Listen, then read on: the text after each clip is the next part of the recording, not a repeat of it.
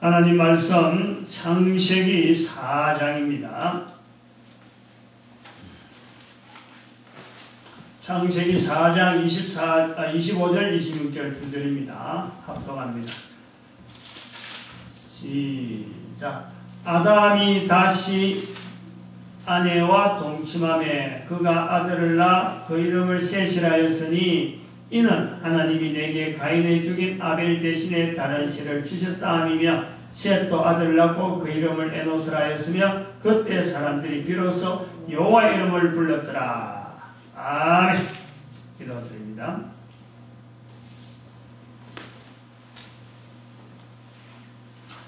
할렐루야. 복된 시간 살아가면서 이 복을 인해서 하나님을 마음껏 찬양하는 저희들 되도록 복 내려주시옵시고 성령님의 인도하심 속에서 온전히 인간 되어짐을 나타내는 시간 되도록 함께하여 주시옵소서. 감사드리옵고 예수님의 이름으로 기도드립니다.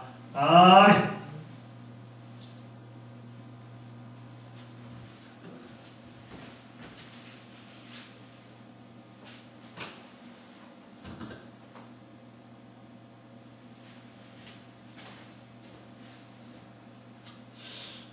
오늘 본문 창세기 4장 25절에서 26절 내용으로 네 번째 말씀입니다. 네 번째. 같은 내용이 아니고 같은 본문으로 네 번째 말씀. 25절 26절 보니까 아담이 다시 아내와 동침하매 그가 아들을 낳아 그 이름을 셋이라 했으니 이는 하나님이 내게 가인의 죽인 아벨 대신에 다른 씨를 주셨다 함이며 셋도 아들을 낳고 그 이름을 에노스라 했으며 그때 사람들이 비로소 여호와의 이름을 불렀더라. 4장 25절 26절 네 번째입니다. 첫 번째 우리의 시간에는 셋의 출생과 아벨의 죽음에 연결을 해본 겁니다. 그래서 130세에 셋을 낳았다 하는 이 130년이라는 연대에 대한 내용을 아벨의 죽음하고 연결했을 것이다. 그렇게 저는 보고 우리가 첫 번째 시간을 보냈고, 두 번째 시간에는 여호와 이름을 부른다. 이 부른다는 것과 창세기 6장에 있는 하나님의 아들이라고 불리는 이 인간의 구분, 사람의 딸과 하나님의 아들이라고 불려지는 이 구별되어진 구별선.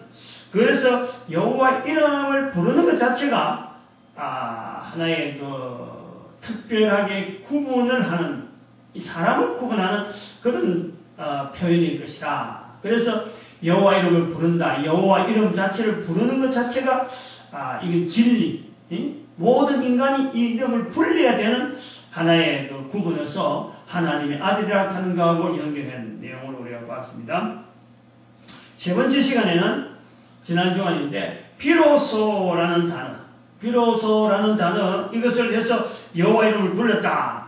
이것을 부활주의라고 연결해가지고, 부활주의를 연결하고 예수 그리스도이란 인류의 부활이 비로소 우리에게 부활이라고 하는 이 내용이 우리한테 주어졌듯이, 부활이라고 하는 이 엄청난 사건이 우리에게 주어졌듯이 인류 사이에서 비로소 여호와 이름을 불렀다 하는 이거는 어마어마한 어떤 복음의 발견이다 하는 것으로서 한번 내용을 살펴본 겁니다. 오늘은 네 번째 이제 같은 본문에서 이제 중점적으로 살펴보려고 하는 것은 이 여호와의 이름을 불렀더라 하는 이 의미가 뭐냐는 거죠. 여호와의 이름을 불렀더라 하는 이 의미, 여호와 이름을 부르게 되어지는 불렀더라 하는 이 말의 의미가 뭐냐. 여호와 이름의 의미가 아니고 여호와 이름 갖는 의미는 뭐 또 다르게 줄 수도 있겠지만, 물론 여호와 이름을 불렀더라 하는 이 전체적인 그 표현이 말하는 그 의미가 뭘까 하는 겁니다. 같은 본문에서 우리가 두 번째 시간에 여호와 이름을 부른 자와 여호와 이름을 부르지 않는 자에 구별되어지는 다른 표현이 있습니다. 다른 표현. 창세기 6장에서 하나님의 아들은 여호와 이름을 부르는 자고, 또 창세기 6장에서 반대로 여호와 이름을 부르지 않는 집단을 사람의 딸이라 이렇게 부른다는 거예요. 그러면 여호와 이름을 불렀더라 하는 이것은 어떤 의미가 있었기 때문에 하나님의 아들과 사람의 딸로 구분을 짓는 어떤 표현법이다. 왜 여호와 이름을 불렀다라는 이 표현을 하게 됐을까 하는 거예요. 어떻게 보면은 하나님에게서 하나님으로부터 창조되어진 첫 번째 사람 아담과 하와는 지금 펄펄합니다. 펄펄해요. 두 눈을 아주 부릅뜨고 살아가고 있고, 아담의 손자 에노스를 낳았을 때 아담의 나이는 235살. 230살. 그럼 우리가 생각할 때는 몇 번 죽어도 될 나이인데 930세까지 사는 아담을 볼 때는 아담 나이가 930세란 말이에요. 죽은 나이가. 그럼 230세는 아직 3분의 1도 안 살아. 3분의 1도. 응? 아주 펄펄 뛰는 나이. 기력이 정정할 때였으므로 그 첫사람 아담이 하나님에게 지음을 지었기 때문에 하나님 이름을 불렸더라. 이건 뭔가 당연할 것 같고 별스런 사건이 아닌 것 같이 보입니다.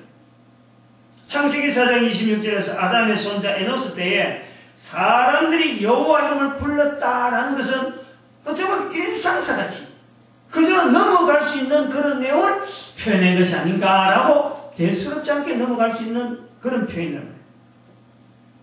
그러나 4장 26절에서 에노스 때 사람들이 비로소 여호와 이름을 불렀더라라는 것이 그저 평범한 일이 아닌 것을 나타내기 위해서 지금까지 3주간 연속해서 같은 본문으로 사실은 3회에 걸쳐서 다져왔다고도 볼 수 있는 거예요. 즉 오늘 여기에 이 의미의 내용을 알기 위해서 앞에 3번을 다져왔다. 그렇게 하나하나 미리 알려져 왔다. 긴 내용이기 때문에 잘라서 서론 부분에 해당되는 부분을 지금 길게 이야기해 왔다라고도 할 수 있다라는 거예요. 아벨의 죽음과 연결된 아담의 에덴 동산 밖의 생활을 우리가 좀 연결해봤고, 가인이 여호와 앞을 떠났다는 표현과 창세기 6장의 사람의 딸들이라는 이 호칭의 연결을 우리가 해본 것이며, 비로소라는 특별한 전환점을 상기하는 그 표시를 하면서 여호와의 이름을 불렀더라 하는 이 강조점에 대해서 우리는 지금 좁혀져 오는 여러 가지 어떤 내용을 어떤 요 표현하고 뭔가 관계 있는 것이다 하고 지금 좁혀져 왔다는 거죠. 여호와의 이름을 불렀더라 하는 이 표현이요, 우리가 성경의 기록에서 여러 볼 때 만약에 모세의 시대 이후에 기록되었다면 모세가 이 여호와 이름을 불렀더라 하고 표현할 때는 어떤 반드시 주변의 내용을 설명합니다. 내용을 설명. 마찬가지 다윗 시대 이후로 봐도 마찬가지예요. 다윗 시대 이후로. 또 바벨론 포로 시대 이후에 이 여호와 이름 불렀더라라고 한다면은 당연히 그 주변 상황과 관계되어지는 내용으로 우리가 성경에서 보는 거예요. 예를 들면 이런 내용이 있어요. 여호와 이름과 관련되어 있는 성경의 여러 가지 표현들에 모세에게 나타났던 스스로 있는 자다. 나는 스스로 있는 자다. I am who I am. 이렇게 하는 출애굽기 3장 14절에 있는 표현. 그럼 아브라함에게 나타났던 여호와 이레 창세기 22장 14절 말씀. 창세기 22장 14절 말씀. 그 다음에 출애굽기 17장 15절에 여호와 니시. 에스겔서 48장 35절에 여호와 삼마. 이제부터는 여호와 삼마라 부르자 하는. 그다음 사사기 6장 24절에 여호와 살롬. 이 제단 이름입니다. 그래서 출애굽기 3장 14절 말고 15절 출애굽기 3장 15절에는 모세에게 하나님께 스스로 있는 자다 하면서 또 한 번 더 설명하는데, 나를 너희에게 보내신 이는 너희 조상의 하나님 곧 아브라함의 하나님, 이삭의 하나님, 야곱의 하나님 여호와라. 여호와라는 이름을 아브라함의 하나님, 이삭의 하나님, 야곱의 하나님 여호와라 하라. 나는 영원한 이름이다. 이 여호와라는 이름이라는 이름을 붙일 때에 아브라함과 이삭과 야곱을 하면서 그 하나님의 이름으로서 여호와라 하는 것으로서 설명을 하고 있는 겁니다. 이 출애굽기 6장 3절에 3장에서 이제 또 뛰어넘어서 내가 아브라함과 이삭과 야곱에게는 전능의 하나님으로 나타났지만은 전능의 하나님 나타나서 나의 이름을 여호와로는 그들에게 알리지 아니했다라는 표현을 말씀하시는 거예요. 그 말씀. 그러면 우리가 좀 앞으로 땡겨보면은 그 출애굽기에서 여호와라는 이름을 하나님께서 알리는 것에 대해서 그동안에 알려봐봐야 들을 만한 환경이 안 돼가지고 이스라엘이라고 하는 아브라함의 후손들에게서 특별히 허락되어지는 이제부터는 너희들이 여호와라는 이름을 불러도 되겠다 하고 여호와라는 이름을 허락하는 내용을 본단 말이에요. 그러면 이것을 창세기로 땡겨오면은 창세기 4장으로 땡겨오면은 여호와의 이름을 불렀더라 하는 이것은 뭔가가 설명이 안 들었었지 뭔가가 설명이 필요한 그런 어떤 표현, 의미가 있다, 어떤 내용일 것이다 이렇게 보는 거예요.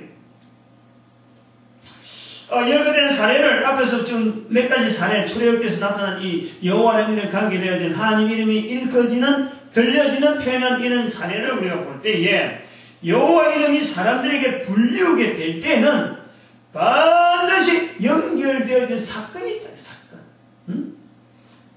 이것은 천지를 창조하신 창조주 하나님께서 피조물인 인간에게서 불리우시는 이름을 제공을 지금 하려고 하고 있는 하나의 하나님의 의도도 있고 또 그거를 받아들일 만한 인간의 어떤 만남 이런 관계에서 허락되어지는 말씀.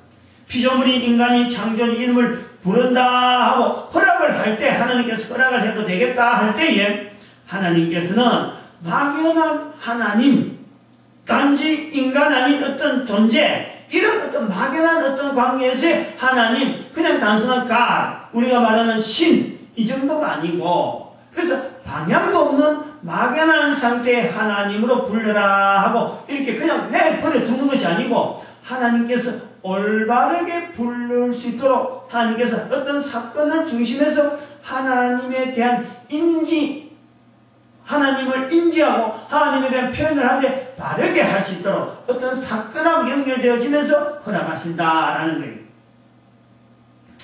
성경에 표현된 여러 가지 여호와 이름이 혹은 그 특수한 사건과 연결되어서 호칭되어지는 창조주 하나님 그 이름에서 아까도 말씀드렸지만 스스로 있는 자라든지 여호와 삼마라든지 여호와 이레 여호와 니시 여호와 살롬 이렇게 여호와라고 부르는 그 아브라함과 이삭과 야곱의 하나님 여호와라고 불러지는 이런 특별한 사건하고 연결되어지는 것을 보면서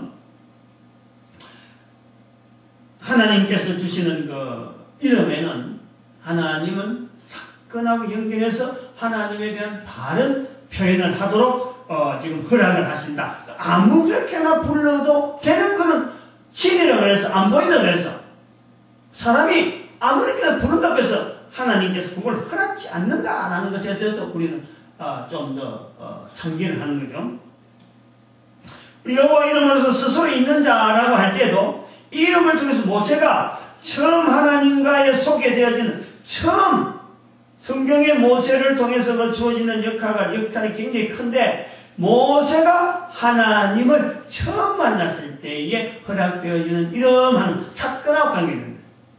그리고 여호와 삼마라는 것은 바벨론 포로로 되어간 이스라엘 백성들과 함께 하신다라는 것으로 에스겔서 마지막 장 마지막 절에 있는 내용. 그 여러 가지 성을 이야기하면서 여호와께서 바벨론에 있는 그 성에도 여호와께서 같이 있는다, 함께 하신다. 그 여호와 삼마. 여호와 이래 아브라함이 이삭을 제단에 드리려 할 때 이미 제물을 별도로 준비해 놓고 하나님께서 하나님이 받으시는 것을 이미 다 준비해 놓고 계신다. 사람의 손을 일부러 들어서 사람의 그 통해서 받으시는 게 아니라 하나님은 하나님이 받으실 것을 이미 준비해 놓고 계신다. 그 여호와 이래. 여호와 니시 모세가 아말렉과 전투에서 승리한 것에서 여호와께서 아말렉으로 더불어 계속해서 대대로 싸우시리라. 여호와 니시. 하나님은 그 원수에 대해서는 대해서는 끝까지 싸우신다 하는 그런 가지 사건하고 나타났고, 여호와 살롬은 기드온이 여호와를 위해서 특별히 별도로 구분해 재단 이름 이렇게 해서 이름 하나하나마다 그냥 성경에 우연히 그냥 걸 가는 대로 손이 가는 대로 기록한 그런 내용이 아니고 관련되어진 사건이 있다. 그래서 여호와 이름이라고 하는 것이 우리가 들을 때는, 여호와 이름을 부를 때는 그 사건하고 관계된 것이 함축되어 있는 거예요. 여호와 이래 가면 벌써 아브라함의 사건하고 연결한다. 여호와 니시, 이거는 모세가 전쟁할 때 있었던 사건하고 바로 연결해. 그 현장을 연결한다.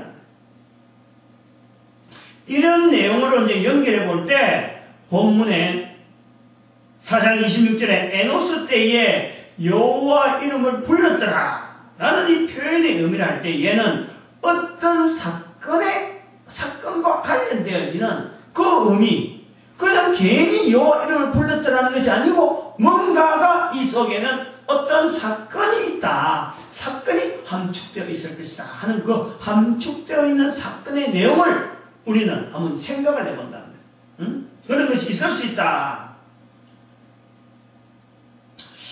그렇다면 여호와 이름이라고 여호와 이름을 불렀더라 하고 관계되어지는 그 사건이란 무엇일까? 이제 그 사건을 이제 추정해야 돼요. 이건 단순한 표현으로 여호와 이름을 불렀더라, 이제 여기에서 요 표현에서 이제 어떤 많은 설명을 요하는 함축되어지는 표현이기 때문에 많은 설명이 요하는 어떤 사건, 그것을 지금 찾아내는 특정한 사건이지만은 이 여호와 이름을 불렀더라 하는 그 표현 속에서 어떤 사건을 찾아내야 되는 많은 설명이 지금 필요할 것이다 하는 것을 지금 오늘 요점을 지금 나아가는 거예요. 창세기 4장 26절의 본문에서 여호와 이름을 불렀더라 해서 관련되어진 사건을 연결할 키워드는 우리가 알 수 보면은 에노스를 낳았을 때에, 다른 말로 하면 에노스 때에, 에노스가 이 땅에 숨을 쉬고 있는 동안에 이렇게 되는 거예요. 셋, 26절 보니까 셋도 아들을 낳고 그 이름을 에노스라 했으면 그때 사람들이 비로소 여호와 이름을 불렀더라. 에노스라고 하는 이 때라는 에노스가 이 땅에 오고 나서 라고 하는 그 키워드가 그때 사람들이 여호와 이름을 불렀더라. 그때 바로 에노스가 이 땅에 코로 숨을 쉴 때에, 살고 있을 때에 사람들이 비로소 여호와 이름을 불렀다 하는 것으로서 에노스와 관련된 때 사람들이 여호와 이름을 부르는 것을 우리가 추정을 하는 때라고 하는 이 시기를 우리가 볼 수가 있습니다. 여기서 우리 접근을 해가야 돼요. 셋의 아들이 에노스고 아담의 아들이 셋입니다. 셋의 아들이 에노스고 아담의 아들이 셋이랍니다. 그러면 아담과 에노스는 할아버지와 손자, 우리가 촌수를 따질 때는 할아버지와 손자 사이가 아담과 에노스 사이다 이렇게 볼 수 있는 거죠.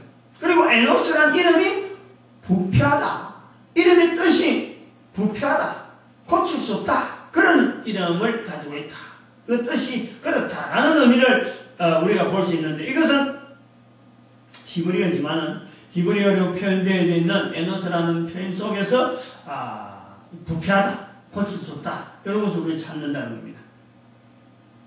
그래서 우리가 창세기 4장 26절의 본문에서 사람들이 비로소 여호와 이름을 부르게 되어진 사건을 추정하는 데는 세 가지의 단서를 사용을 하려 합니다. 세 가지 단서. 더 많이 찾을 수도 없어요.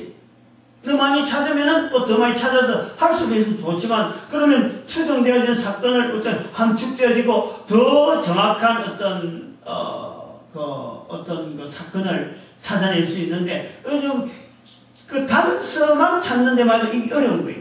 세 가지만 찾는 거예요. 단서 세 가지. 보니까 아담의 아들 셋이다. 아담의 아들 셋이 아담에게 손자인 에노스를 낳은 때다. 이것이 분명한 어떤 표현이 있다. 그 다음에 에노스의 이름이 부패하다, 고칠 수 없다라는 뜻을 가진 이름이다 하는 것이 또 두 번째 단서랍니다. 세 번째 단서는 여호와의 이름이 불리우는 사건적 내용이 있다 이거예요. 뭔가 사건이 있다는 사건. 뭐 이거는 그 성경에는 표현 안 했지만 요것 자체도 하나의 사건이다라는 것도 하나의 단서로 지금 잡으려고 하는 거죠. 그건 뭐냐니까 다른 성경에 출애굽기나 다른 에스겔서나 뭐 사사기에서 나타나는 여호와와 관계된 이름이라고 할 때는 항상 그 사건이 있었으니까 그 사건적인 내용이 있기에 여호와 이름을 불렀다라는 것을 우리가 지금 하나의 단서로 잡는다. 저는 이 본문을 해석하려고 하는, 지금 시작하려고 하는 시점에서, 본문의 그 제한적인 이 내용을 통해서 어떤 관련된 사건을 지금 추정할 때에, 추정하려고 하는 지금에, 이를 이해할 수 있는 제한된 계층이 있다라는 것이에요. 아무나 이 내용을 들을 수 있다라는 것이 아닌 거예요.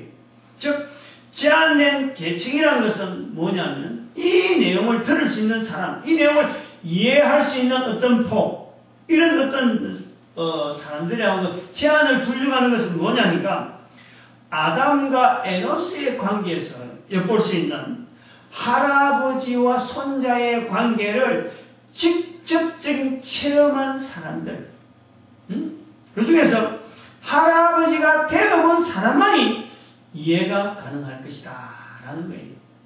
조금 모든 사람을 앉혀놓고 여러 사람이 은혜도 있고 참 주부도 있고 뭐 참 회사에서 정정하게 일하는 젊은 사람도 있고 학생들도 군인도 있고 여러 가지 있는데, 그들은 아직까지 할아버지가 되어보지 않고 할머니도 되어보지 않았지만 할아버지가 되어야만 되는 이유는 바로 이 사건을 추정하는데, 이 사건하고 할아버지와 손자와 관계되어진 이 어떤 관계성이기 때문에, 요것 때문에 할아버지가 되어본 사람, 손자는 아직 말귀를 못 알아들으니까 잘 모를 거고, 할아버지가 되어봐야만이 이 내용을 알 것 같다, 이런 제한된 내용을 말씀드리는 거예요. 근데 할아버지 외에도 할머니도 가능하게, 할머니도 있을 수 있겠지만, 근데 대체로 그렇다니, 대체로 다 그런 건 아니고, 할머니는 제대로 제한적이에요. 그 중에서도 또 제외될 수 있다. 뭐냐니까, 할머니는 대체로 전해 듣는 사건 속에서요, 어떤 내용을 이해하려고 하는 것보다도 그 사실 전체를 받아들여버리는 거예요. 그런 내용이 들어왔다 하면 그것 자체에서 그게 1이 뭐뭐 2가 뭐뭐 3이 뭐다 1, 2, 3 그래서 4가 있고 5가 있고 이렇게 추정하는 게 아니고 뭐 그 전체 1에서부터 5까지 뭐 전체로 받아들여버려요. 설명하면은 말하면은 말 전체로 받아들여버려요. 그러면서 이 추정의 과정 자체가 별로 중요하지 않는 거예요, 할머니들한테는. 이해를 돕는 일에서는요, 할머니들은 이해를 하려고 한다. 그 자체로 받아들이기 때문에, 이 추정에 나가는 과정 자체는 사실은 그렇게 중요하지 않는 것이 할머니들의 일반적인 자세다. 그런데 다 그렇다는 건 아니에요. 다 그렇다는, 대체로 그렇다는 것이지, 모든 할머니가 다 그렇다는 건 아니다. 할머니 중에서도 어떤 사실을 딱딱딱 따져가지고, 이것이 잘못됐다고 하면 앞으로 추정해서 뭐 다시 바꾸게 표현하는 그런 분도 있는데, 대체로 할머니들은 전체를 받아들인 거다. 그런 거예요. 왜 본문을 해석하면서 본문의 사람들이 여호와 이름을 불렀더라 하는 말씀에 비추어서 관련된 사건을 추정하는 내용 중에 이 내용을 이해할 수 있는 사람의 층을 제한적으로 두려냐. 그러면서 할아버지 층으로 제한하려 하느냐 하면은 이게 바로 제 경험이에요. 제 경험. 제 경험입니다. 제가 할아버지 되어 보니까 본문의 여호와 이름을 불렀더라 하는 표현이 어떤 사건에 대한 함축적인 표현이 되겠다 하는 생각을 하게 됩니다. 아담과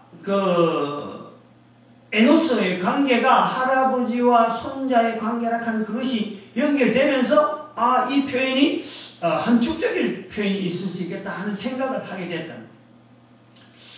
사실 이것을 말이죠, 어릴 때부터라도 성경을 읽기부터 시작해서 창세기 4장 25절, 26절은 수도 없이 많이 읽잖아요. 창세기 앞부분에는 얼마나 재미있어요. 그러니까 재미있으니까 막 성경을 몇 번 읽다가도 그 어디 한 장 길어지면 그만 듣고 하던 그런 것이 있다 치면은 이거는 뭐 굉장히 많이 읽는 거예요. 읽을 때는 읽은 내용, 표현한 내용 그대로, 그렇구나. 뭐 에노스 때, 사람들이 여호와 이름을 불렀다 하더라. 이렇게 넘어가는 거예요. 그렇구나. 그렇지. 다른 사람이 또 이야기할 때도, 그래서, 그랬다는 거예요. 문구만 기억했지. 여기에 어떤 사건이 있으려고는 생각을 안 해요. 전혀 사건에 대한 접근을 하지 않았는데, 할아버지가 되면서, 즉, 시집간 딸이 손녀딸을 출산하여 손녀를 바라보면서, 늘 보는 건 아니고 생각하면서, 그걸 보면서 비로소, 사람들이 비로소 여호와 이름을 불렀다 하는 이 표현에 관련된 어떤 사건이 있다라는 것으로 이제 접근을 하는 거란 말이에요. 결론적으로 우선 바로 이야기를 해야 돼요. 안 그러면 길이가 그러면 앞에 중간에 있는 이것 때문에 실제로 그 함축된 사건에 관계된 이것 자체가 희석이 될 수 있어요. 아주 흐지부지하게 된다니까. 여호와 이름을 불렀더라 하는 이 관련된 사건은 이 표현과 관련된 사건은 생명의 원천이 하나님께로부터 주어지는 것이라는 것을 인정하기 시작했다. 이거라. 제가 그렇게 추정한다는 거예요. 여호와 이름을 불렀더라 자체에서 생명의 원천이 하나님으로부터 창조주로부터 주어진 것이다 라는 것을 인정하기 시작했다 라는 것으로 본다는 거예요. 이 설명을 하기 위해서 제가 한 가지 자료를 가지고 나왔습니다. 인터넷에 이 자료를 뽑았는데 인터넷 네이처에서도 네이처 자체가 가진 게 아니고 조선일보의 신문에 기사로 나는 것을 발췌해가지고 인터넷에 올렸는데 조선일보 기사 전송 날짜가 언제냐니까 2012년 4월 2일입니다. 4월 2일 날 3시 19분으로 나와 있어요. 여기 나오는 게 뭐냐니까 산모의 산후우울증, 산모의 산후우울증. 여인들이 지금 아주 굉장히 깊이 느끼고 있는 거고, 또 이것을 남자들은 전혀 몰랐던 얘기입니다. 남자들은. 근데 산후우울증이라 해가지고 이것이 나오는데 쭉 한번 제가 한번 읽어드릴게요. 어떤 기사로 나왔느냐 하니까 지난 3월 28일 3월 얼마 안 되는 날짜에 오전 6시 40분에 서울 마포구의 한 여관에 갓난 아기를 업은 안모씨 38살인데 이 들었은 거예요.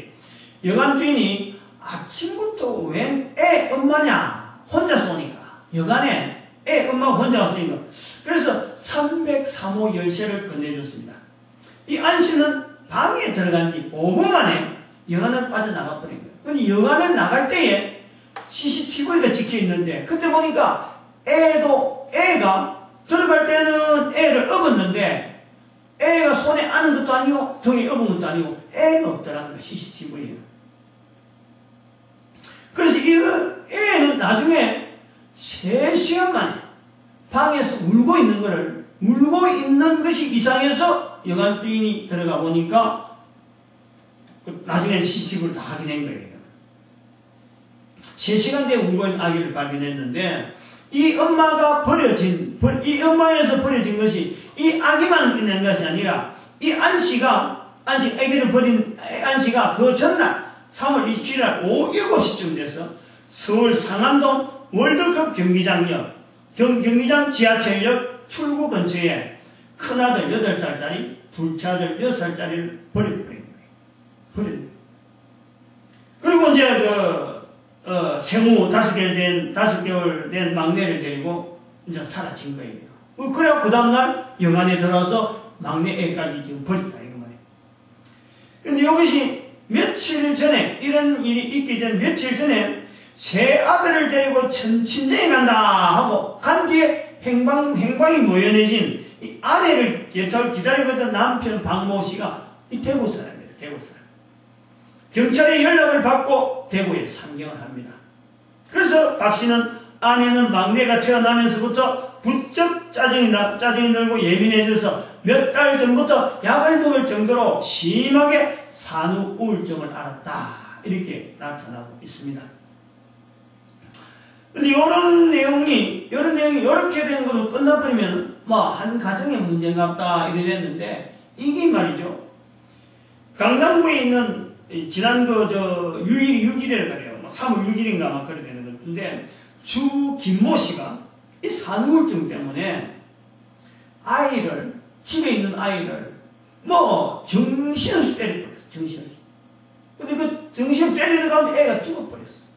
근데 나중에 이 엄마가 정신없이 때리고 온 게 자기 아들이라는 거지. 자기 아이를 자기가 때려가지고 죽인 거예요. 자기 집에서. 이런 사건하고 연결해서 이 산후우울증을 겪는 산모들이 날로 늘고 있다. 그래서 때리거나 심지어 버리고 숨지게 하는 등 각종 사회 문제를 일으키고 있고, 산후우울증은 출산 후에 호르몬 변화, 그리고 양육 스트레스에서 우울감이 생기는 증세다. 그리고 순천향대학교 의과대학이 2010년에 발표한 산후우울증 위험 인자의 평가 보고서에 따르면 출산을 위해 이 병원을 찾은 산모 93명 중에서 22명이 23%예요. 산후우울증을 앓은 것으로 조사가 됐다.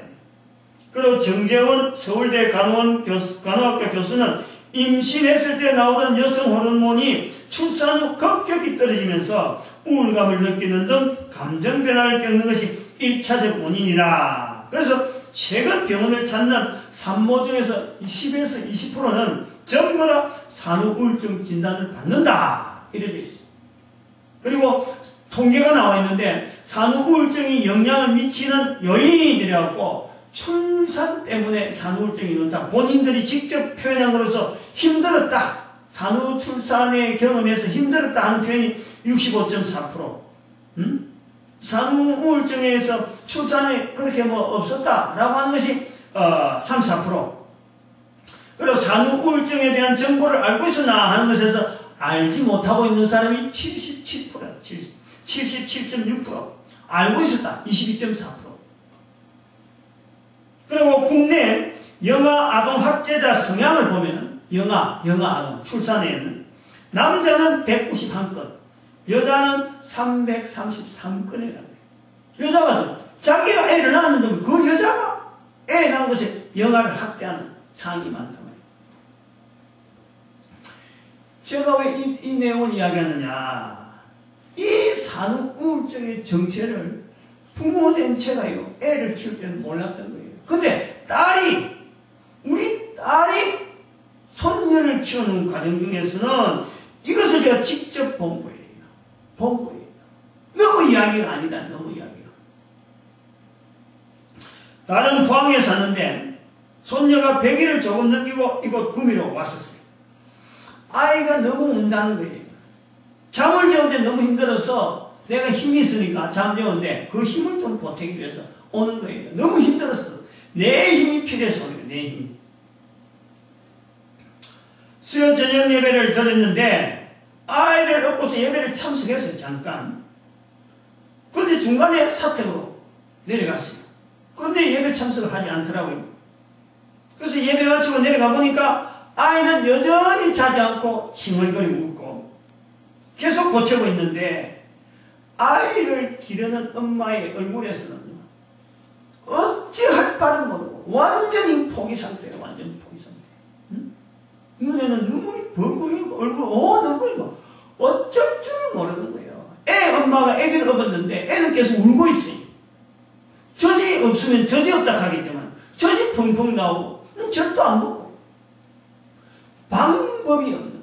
그러니까 하다못해서 포항에서 여기까지 왔는데, 그날 수요일 예배를 드렸는데 이게 본인도 애 보려고 했는데 불구하고 애를 못 보는 엄마라 하는 그 아마 자괴감, 자기가 그렇게 애를 잘 볼 수 있는 위치에 엄마잖아, 엄마.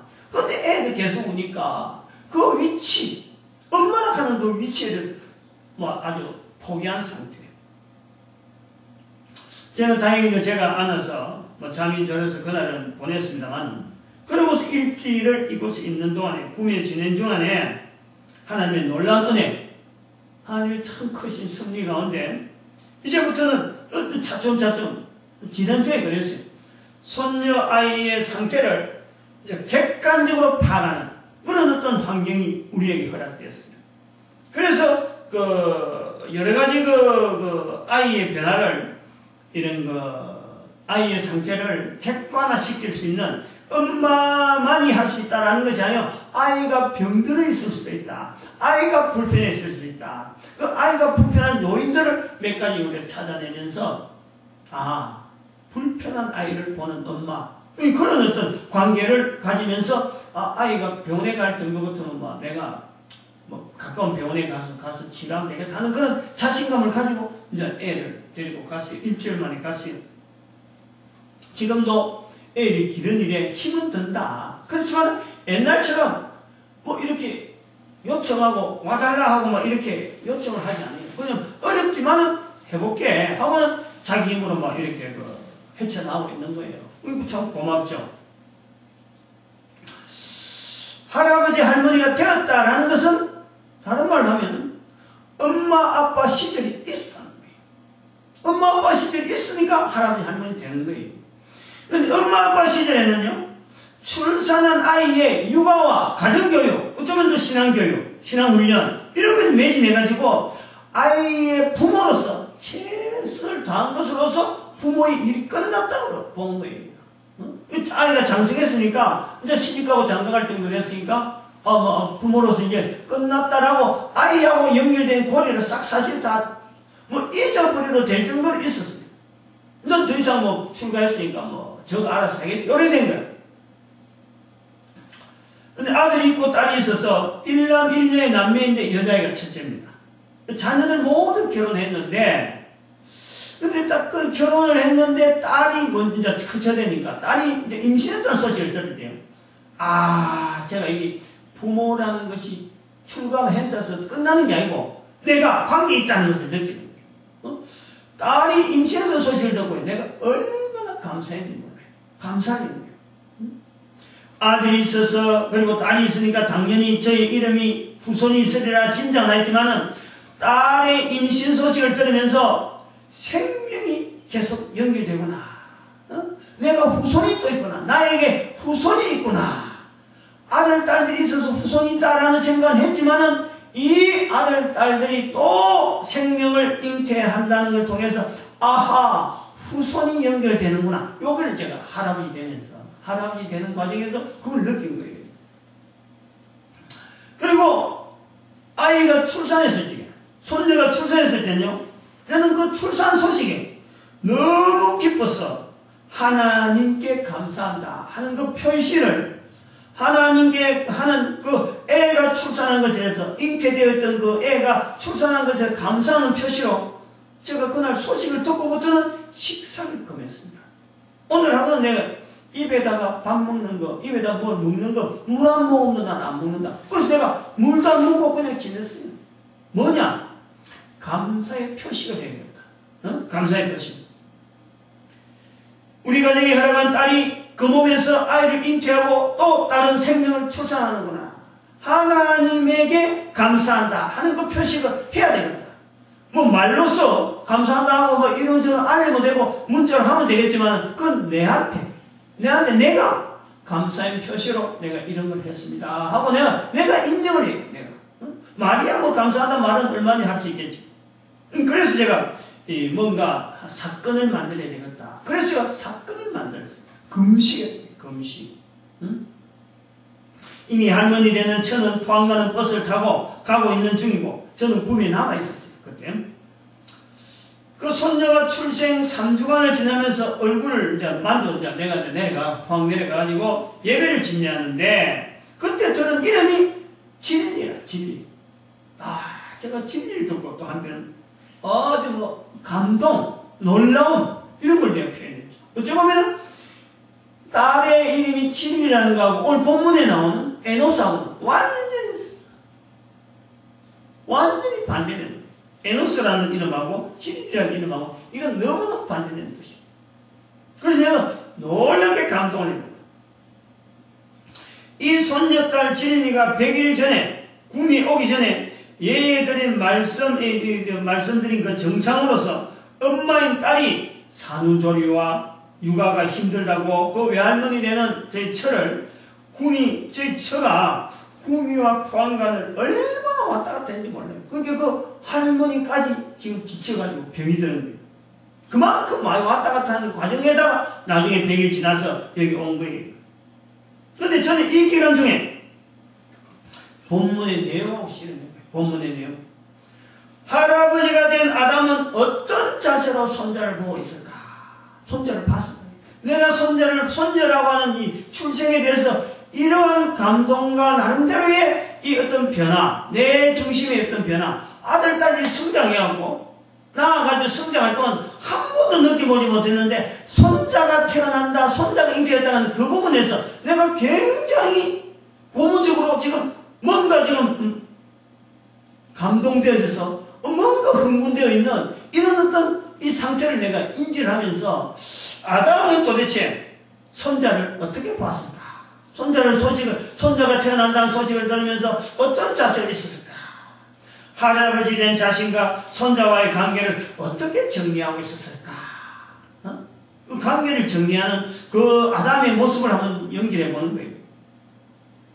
아담의 아들 셋이 에노스를 낳았다고 하지만은 실제로는 셋이 낳은 게 아니고 셋의 아내인 에노스의 엄마가 낳은 것인데, 에노스의 엄마가 에노스를 육아할 때, 양육할 때, 영아 시절에 누가 산파 역을 했을까? 산파 역할을 하고 누가 산바레제를 도와줬을까? 그리고 만약에 시어머니 되는 하와가 돌았다면은 어땠을까? 혹은 또 다른 사람이 도왔을 수도 있겠죠. 도왔을 수도 있는데, 어떤 문제도 없이 지금 딸이 지금 뭡니까? 아까 내가 뭐라 그랬나? 산후우울증. 딸이 지금 산후우울증하는 이런 우울증에 만약에 에노스의 엄마가 그런 모습을 보이진 않았을까?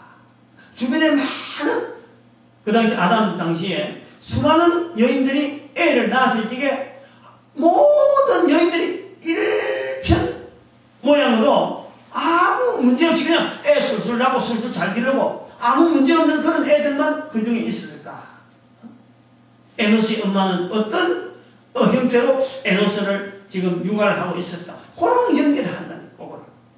애에 대해서 지금 고민하고 있는 거, 지금 여기 본문에서, 에노스는 어떤 모습을 태어날까? 왜 타락했다고? 왜 부패하다고 그랬까? 몸이 어릴 때부터 엄청나게 보잘것없는 그런 모습으로, 병든 모습으로 나타난 건 아닌가? 다른 사람은 다 정상인데, 다 건강하고 막 별일 많은데, 이 가정에서만 애가 막 잠 못 자고 막 그런, 칭얼거리는 건 없었을까?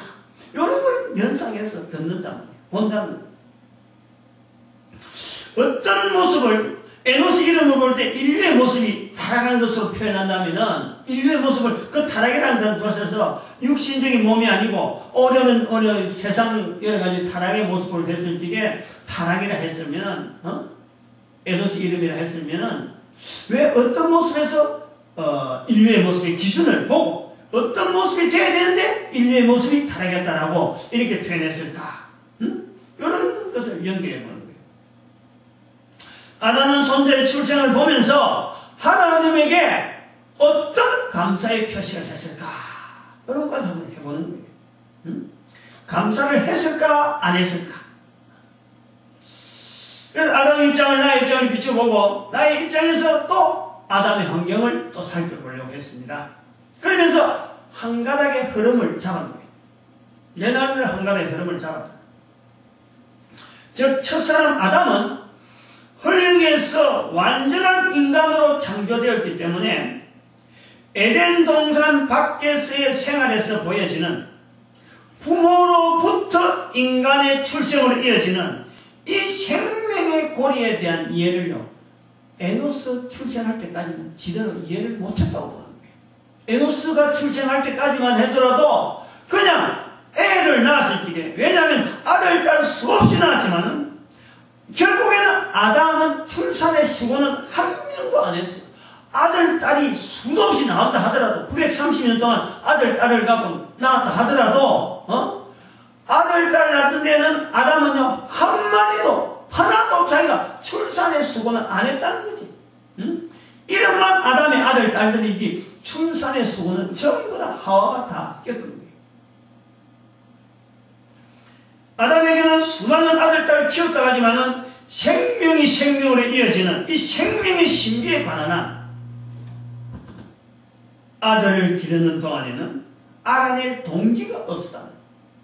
그런데 이 아들에게서 아들의 의미를 특별히 두잖아요. 셋이라는 의미가 지금 여기 보니까 아벨 죽인 가인에게 죽은 아벨 대신에 하나님이 내한테 다른 씨를 주셨다. 특별한 이름 있는 그 아들에게서 손자가 태어날 때에 비로소 여호와 이름을 불렀더라. 처럼 비로소 하나님께서 자기를 통해서 내려오는 인간의 존재에 대한 자체를 생명을 통해서 이어지는, 부모로 통해서 생명이 이어지고 또 부모로 통해서 생명이 이어질 것에 대한 생명의 이어짐에 대한 이 신비, 이거를 아담이 깨달았을 것이다 라고 본다.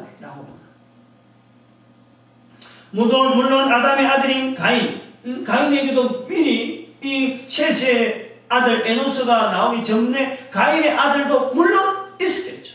있어가지고 어쩌면 뭐 손자 때, 가인의 손자 때에, 가인이 할아버지 된 때에 이 셋이 에노스를 낳을 때도 있어요. 그럼 현대적으로는 뭐 얼마든지 가능한 그런 거예요. 그러나 이미 이 가인과의 관계에서는 아담이 아들이라는 자리를 두지 않는다는 거예요.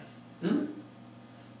가인에게서는 이미 참 하나님 여호와를 떠난 무리의 모습에서 아담 자신과의 일정한 거리를 두고 있는 가인이라는 거예요. 우리가 창세기 4장 16절에 보니까 가인이 여호와를 떠났다 하는 것 부분에서 아담과의 가인과의 어떤 거리가 분명히 아담 스스로가 있고, 그 다음에 그걸 인정하지 않고 아들을 죽였다 하는 것 때문에 가인은 아들을 인정하지 않는, 자기가 낳았다가는 출산을 아니기 때문에, 그것보다는 셋을 통해서 아들이라는 자리를 주면서 셋에게 낳은 그 아들, 그 손자, 그거하고 관계를 맺는 그런 그 아담의 모습을 본다는 거예요. 아담이 손자 에노스를 통하여서 생명의 이어짐에 대한 깨달음을 내서 하나님의 은혜를 느끼게 되었을 것이다. 이것을 추정해 보면서 본문에서 보이는 에노스의 이름의 뜻이 왜 부패하다 혹은 고칠 수 없다 했는지, 그리고 무엇에 비하여 부패하고 무엇에 비하여 고칠 수 없다 했는지에 대한 답이 보인다는 거예요. 답이. 결국에는 우리가 그 답은 코로 숨을 쉬면서 살게 되어진 인생으로서 아담이 에노스를 낳고 생명의 이어짐에 대한 신비를 깨닫고 난 뒤부터 어떻게 보면 느끼게 된 하나의 표현으로 보면은 생명을 부여받은 인간이지만 코로 숨을 쉬면서 살게 하신 창조주 하느님의 자세로서 당연할 수밖에 없는 이 인간인데 감사를 해야 되는데, 감사를 하지 않는 인간의 모습, 하나님을 인정하지 않더라고요. 코로 숨을 쉬면서 사는 인간이 코로 숨을 쉬면서 살게 하신 그 만드신 하나님에 대한 인정을 하지 않는 모습이 바로 부패하다, 고칠 수 없다, 그 인간의 모습에서 보여지는 아담의 어떤 통찰력, 그 표현이 되어진 것이 아닌가라고 봅니다. 여기 이제 반대되는 현상으로서 아담의 아들 셋이 또 그 셋의 부부를 통해서 손자 에노스의 출생과 자라남 등으로 할아버지 아담이 그걸 바라보는 거예요. 자기는 세월 보내고 또 에노스는 자라나고 하는 이런 보면서 자신의 생존을 통해서 자신이 있기 때문에 그 뒤에 아들이 있고 또 후손이 이어지는 그 이어짐에 대한 이것에 감사를 느꼈다 라고 우리가 추정을 합니다. 할아버지 아담과 할머니 하와의 손자에 대한 이 감격의 차이를 보면은 할머니는 사실 손자 보이면은 할머니는 통으로 받아들여요. 손자가 있다라는 것에서 받아들일 뿐입니다. 아까도 말씀했지만 그 과정 자체보다도 있다. 그걸 받아. 근데 할아버지 아담은 그렇지 않다는 거예요. 응? 내가 있으므로 아들이 있고 아들이 있어서 손자가 나구나. 그럼 손자가 났다는 것은 또 손자를 통해서 또 아들 생기고 또 할아버지 되고 손자 되고 이렇게 해서 연결되어진 이거를 내다보는 아담의 정리, 과정, 이런 걸 통해서 아담은 참 아벨의 죽음으로 인해 짓던 어떻게 보면은 자기에게 정령 죽으리라 하는 그 말씀 자체가 자기에게 늘 조여왔잖아요. 응? 에덴 동산에서 정령 죽으리라는 말씀을 듣고 있었는데 실제로 죽는 것 자체를 아담은 몰랐던 거예요. 근데 아벨의 죽음을 통해서 죽는다는 말씀이 새삼스럽게 딱 부각이 되고 그럼 자기에게 죽는 때가 언제일까? 아벨의 죽은 시점을 통해서 날짜를 계산해 보니까 130년 지나서 셋이 나면서 그러면서 계속 죽는 것에 대해서 연상했는데 나 죽는다라는 것이 되기 전에 죽는다는 것이 자기에게 오기 전에 생명이 계속 이어지는 자기가 낳은 셋이 자기가 낳았다라는 그 셋이 또 아기를 낳아지는 또 그러면서 또 아기를 낳고 하는 이 과정에서의 하나님의 생명 이어짐 정령 죽으리라 한 그 하나님께 자기에게 준 그 말씀 앞에서 자기가 생명이 이어질 수 있다는 요 소망 그래서 자기 자리를 보는 거예요. 내가 있었기 때문에 자기 자리를 연결해 볼 때 여기서 여호와의 이름이라고 하는 이 부분에서 아마 아담이 안 부를래야 안 부를 수 없는 어떤 깨달음이 있어. 그래서 자신은 직접 아들, 딸의 그 생산이 계속되는 중에도 자신은 직접 생명의 출산에 대한 고통이 없었으므로 생명의 이어짐에 대한 깊은 고려가 없다가 손자 에노스의 자라나면서 특별한 현상 어쩌면 에노스가 더 큰 병마에 있었다면 더 큰 은혜와 더불어서 아마 하나님에 대한 어떤 그 표현 생명의 능력 생명의 회복력, 생명의 이어짐의 이 놀라운 위력, 이것에 대한 깊은 감동, 이것은 인간은 도저히 손댈 수 없는 하나님만의 섭리다라는 인정, 이런 것을 통해서 생명을 주신 이는 결국 하나님이시라.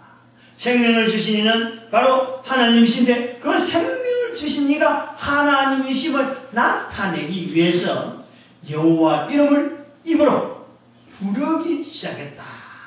여호와 이름을 불렀다 하는 표현이 아니겠느냐. 그렇다고 해서 여호와 이름을 부르자 그래서 그냥 여호와 이름을 부르자 라고 하는 노래 하나 부르는 것처럼 어떤 그냥 단순하게 여호와 이름을 불렀다라는 것이 이렇게 되어진 있겠지만은 그러나 이것은 분명한 하나의 주변에 설명이 표현이 짜져 성경에 기록되지 않지만 나중에 우리가 여호와 살롬이라든지 그 기도원이 제단을 만들 때에 그 이름을 특별히 붙인 것처럼 하나님 앞에서의 자기가 여호와 이름을 불렀다는 그 표시 나타내면서 제단을 쌓았다든지 뭔가 제단을 쌓았다든지 뭔가 특별한 행사가 있었을 것이다.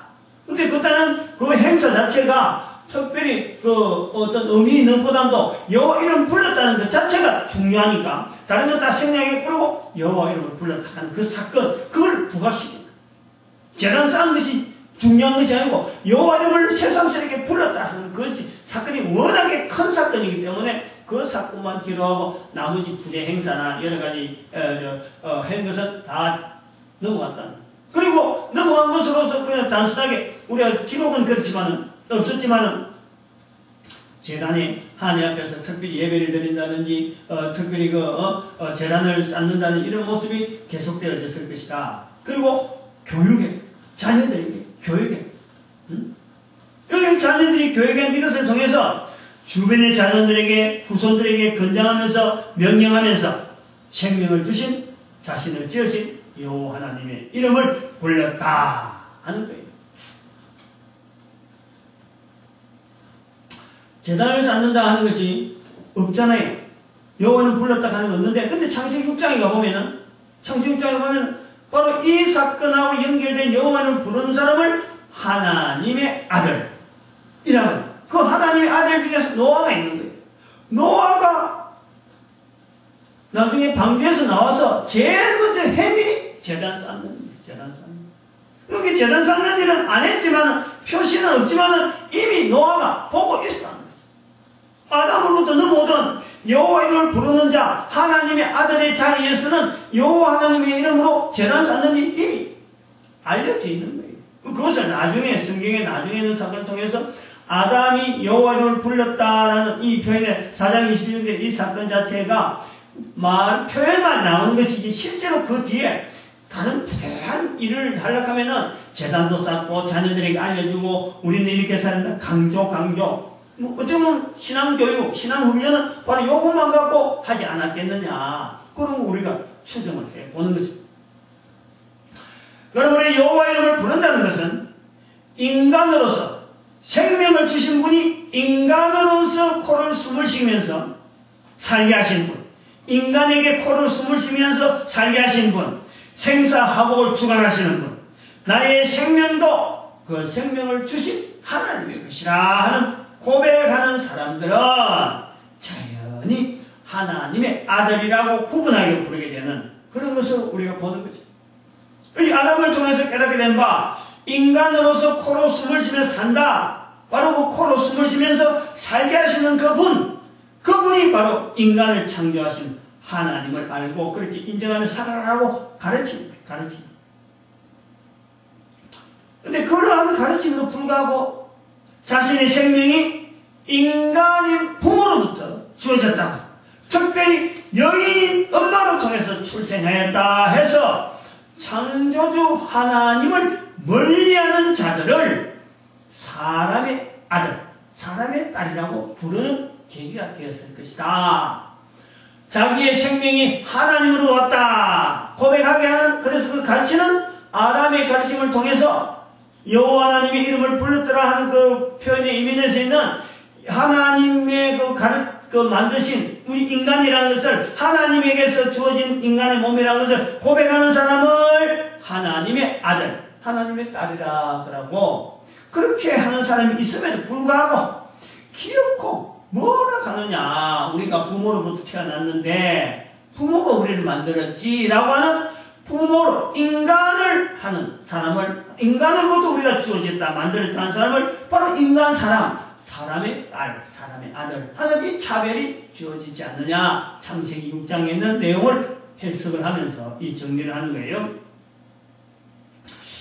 이제 본문의 내용을 전 세계 모든 사람들에게 적용을 해보는 거예요.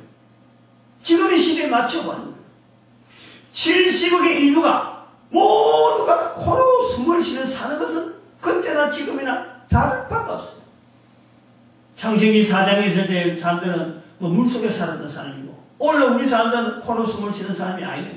코로 숨는 사람이 이렇게 사람이 살아가는 환경이 달라졌다면요 이 성경이 이렇게 지금 적용할 필요가 없습니다. 그러나 그때도 코로 숨을 쉬면서 사는 인간은 하나님께서 만드셨다 라고 한다면 오늘도 여전히 코로 숨을 쉬면서 사는 모든 인간들은 하나님께서 만드신 거예요. 한 사람 한 사람 하나님 만드셨다는 거예요. 그럼에도 불구하고 하나님이 만드셨다고 인정하면서 사는 사람들은 참으로 소수 중에 소수. 뭘 찾아보기 너무 힘들어. 별의별 논리, 이론들이 막 그동안에 세월 속에 너무 많아고 지나온 아주 아메바에서부터 인간이 연결되어지고 그러면 유네설, 그 미신, 그 완전히 그 사람 생각 속에 넣어주어지는 윤회, 이거는 처음도 없고 끝도 없는 이런 인간의 내라고 인정하면서 살아가고 있는 이런 속인데 그런 사람이 훨씬 많은데도 불구하고 창조되어진 내 자신에 대한 고백하는 사람이 너무 적다. 그거 자체가 에노스. 지금 상태가 바로 에노스. 부패, 타락, 도무지 고칠 수 없는 상황. 그 시대를 지금 우리가 보는 거예요. 그런데 이 시대에서 여호와 이름을 부르는, 여호와 이름을 불러야 되는 어떤 필요성, 그것을 오늘 본문이 우리에게 요구를 하고 있다. 봅니다. 특히 이 말씀에 적용되어지는 것은 아들, 딸을 통해서 아들, 딸을 다 낳아보고 경험이 있고 아들, 딸을 길러본 경험이 있고 그리고 아들, 딸들 통해서 손자, 손녀로 불러보는 할아버지, 할머니들은 정말 반성해요. 정말 자기가 할아버지라고 할머니 된 것에 대해서 이 말씀 앞에서요. 하나님 앞에서 코로 숨을 쉬면서 아들 낳아서 길러보고 그러면 또 딸들, 아들, 딸들 통해서 손녀, 손녀를 만나보는 이런 환경에 있는 할아버지, 할머니들은 살아온 인생 전체에서 과연 그 인생에서 지으신 하나님이란 어떤 표현도 했느냐? 한 번도 안 했다면 이거는 정말 인생 살아도 헛살았다는 것에 대한 충분한 표시라, 표시. 얼마나 인생을 헛살았는지. 손자가 주어질 때까지 생명을 통해서 주어지는 손자를 바라보면서까지 내가 나를 만드신 하나님, 코로 숨쉬게 하신 하나님에 대해서 한 번도 감사를 안 했다면 앞으로 사는 인생이 뭐 의미가 있겠어? 뭘 의미가 있겠어? 뭐 때문에 살아갖고 앞으로 있는 남은 인생을 본인 인생이 더 긴데 만에 하나님을 인정하야 했다면 남은 인생 동안에 뭘 기대를 하겠어? 그러므로 이 타락이란 말이야. 고칠 수 없다는 거예요. 고칠 수 있어요. 고칠 수 있다는 건 바로 여호와 이름을 부르는 거예요. 하나님 이름을 부르는 거예요. 하나님께 감사해. 코로 숨을 쉰 것에 감사하고 나를 통해서 내가 있음으로써 아들이 있고 딸이 있어서 자손이 손자가 태어난 것에 대해서 감사해요. 이걸 감사하지 않는다. 정말 참 할 말이 없어. 변명할 길이 없어. 분명한 표시가 있어. 분명한 표시. 손자라고 하는 자리. 손자가 없는 사람은 그나마 다행이야. 핑계거리겠어. 손자를 안 길러봤다. 아들, 딸이 내가 없었다. 어떤 핑계거리가 있어. 그러나 핑계거리가 없어요. 손자, 손녀를 만나본 사람들은 핑계가 없어요. 다른 사람한테 누구한테 뭐 정명 없고 뭐 핑계할 것을 찾을 필요가 없어. 손자, 손녀들을 통해서 벌써 하나님 앞에서 죄인인 것을, 내가 하나님을 인정하지 않은 그 자체가 죄인인 것을 고백할 수밖에 없는 죄인된 자리가 분명히 어찌하고 그랬대. 어찌하면 이렇게 되느냐. 그래서 만드신 하나님의 코로 숨을 쉬며 살게 하신 그 하나님, 그 나를 만드신, 내가 지금 누리고 있잖아. 그분을 인정해라 하는데 그게 뭐 대단하다고. 그게 뭐 대단하다고 안 해냈다 그러고. 뭐 윤회하고 아메바 이야기하고 진화론 이야기하고 이런 평생 살아가도 안 해온 그런 논리를 갖고 여전히 그걸 갖고 입에 담고 있다니까. 할아버지 할머니에게 손자 손녀는요 사실은 눈에 넣어도 안고 있어도 힘이 안 들고 할 수 있으면은 손자 손녀들이 잘 되는 쪽으로 해주려고 하는 것이, 좋아하는 쪽에서 무조건 해주는 것이 앞뒤 가려져서 이 자녀 교육은 이런 게 관계없어요. 자녀 교육은 손자니까 교육하고는 관계없어. 어떡하든지 귀하다는 거예요. 이 귀한 애가 내가 살아있는 연대가 얼마고 이는 앞으로 많이 살아가는데 내가 해줄 수 있는 게 뭐고 있어? 발라는 대로 해주는 것이 손자 손녀. 할아버지 할머니에게 그렇다는 거예요. 바로 그러한 생명을 주신 분, 바로 그분에 대해서 내 주인으로 고백하는 그 만남이 바로 손자와 손녀, 할아버지 할머니에서 만난 그 관계. 지금 만드신 하나님, 할아버지를 만들고 손자 손녀를 만드신 그거를 깨닫게 하는 그 시간이 손자 손녀를 만나는 시간이에요. 나이가 그때가 있더라도 깨닫지 못하고 있다가 비로소 손자 손녀를 만나서부터 지으신 하나님을 깨닫게 하는 그 시간. 인정해. 그 인정에 대고 힘주었어요. 우리는 고백해. 손자 손녀가 귀한 것은요, 나는 죽어서 땅에 묻히더라도 내가 손자 손녀를 통해서 여전히 사는 거예요. 그것이 의미가 있다. 그 손자 손녀가 앞으로 또 할아버지 할머니 되어서 손자 손녀를 볼 수 있겠다 하는 기대를 내가 가지고 있는 거예요. 그런 기대 안 가지고 사는 할아버지가 있나요? 그런 기대를 다 가지고. 나는 죽지만은 내가 죽는 것이 아니에요. 여전히 손자 손녀를 통해서 나라고 하는 이것이 연결되어져요. 이것은 단순한 윤회가 아니라, 그리고 그런 것은 내가 자각할 수 있는 나의 존재에 대한 이어짐이라 하겠지만 나는 내 육신과 내 모든 내 하나의 나의 완전한 또 인격은 나를 만드신 하나님의 특별히 준비된 자리에서 내가 영원한 안식을 누리는 복된 자리가 있는 거예요. 그걸 인정하지 않으면 나는 복된 자리가 없는 거예요. 복된 자리 인정하는 그런 모습으로서 우리가 천국을 누리게 되는데 참 우리 주변에 교회가 있습니다. 목사님들이 있어요. 코로 숨쉬게 하는 그 분이 바로 나를 만드신 창조자 하나님을 소개해 주신 분이 많이 있어요. 빨리 듣는 즉시로 지금 이 내용을 방송으로 듣든지 어쩌든지 간에 아무리 들어내는 말 이것이 끝나면 바로 즉시 가장 가까워 있는 이걸 알려줄 사람을 초대해가지고 아주 강하게 들어야 돼. 강하게. 못한 거지. 그동안 감사하지 못한 것은 정말 눈물을 쏟으려면요 애 키우면서 쏟는 눈물보다 훨씬 많은 눈물을 펑펑펑 쏟아서 잘못했더라고요. 영원한 안식이 있는 그것이 멀리 있는 게 아니고 내 입에서 여호와 이름 부르는 이 짧은 표현에서 있다니까. 그래서 여호와 이름에 대해서 세 가지 말씀드립니다. 여호와 이름은 세 가지만 딱 이야기합니다. 세 가지. 창조주 하나님, 창조주 하나님, 창조주 하나님. 그 다음에 구세주 하나님. 그 다음에 진리주 하나님. 각각 부르는 좋지만 같이 부르는 게 훨씬 좋아요. 성부, 성자, 성령 하나님에 대한 표현이 창조자 하나님, 성부 하나님, 구세주 하나님, 성자 하나님, 진리주 하나님, 성령 하나님 세 가지를 같이 부르는 것이 훨씬 좋아요. 당장에는 이게 어렵다 싶어도 이렇게 자꾸 부르기 시작하면 어린애가 젖먹이 되어 있다가 걷듯이 또 뛰듯이 나중에 자기 혼자서 또 여러 사람을 거느리듯이 이런 그 성장이 우리에게 있는 거예요.